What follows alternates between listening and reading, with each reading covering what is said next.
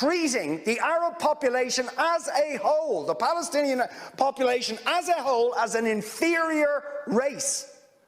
I mean, it doesn't get stronger than this. And yet you want to be careful about your language.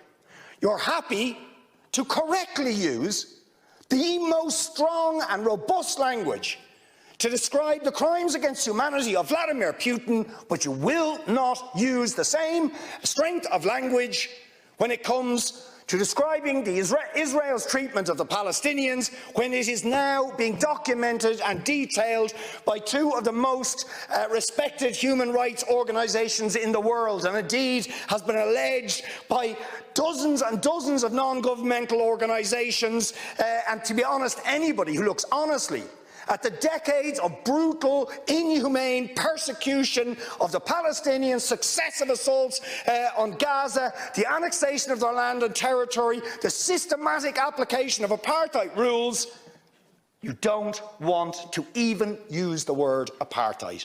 Never mind sanctions. 5 days sanctions against Putin and his thugs, 70 years of oppression by the Palestinians, and it wouldn't be, what was the word you used?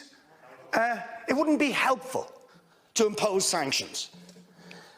Amnesty International are calling for Israel to be referred to the International Criminal Court for crimes against humanity. Will you support it? They are calling for targeted sanctions against Israeli officials who are perpetuating the system of apartheid, just exactly the same types of sanctions you've just initiated against Vladimir Putin. Will you support it? And I think the answer is clearly you're not going to. And then we ask the question, why? Why? With such strength of feeling, Fine Gael and Fianna Fáil and Green TD stood up one after the other, saying it was intolerable, the thuggery and the warmongering and the brutality of Putin. You wouldn't stand for it. Urgent action had to be taken. But we've got to be much more careful with the Palestinians.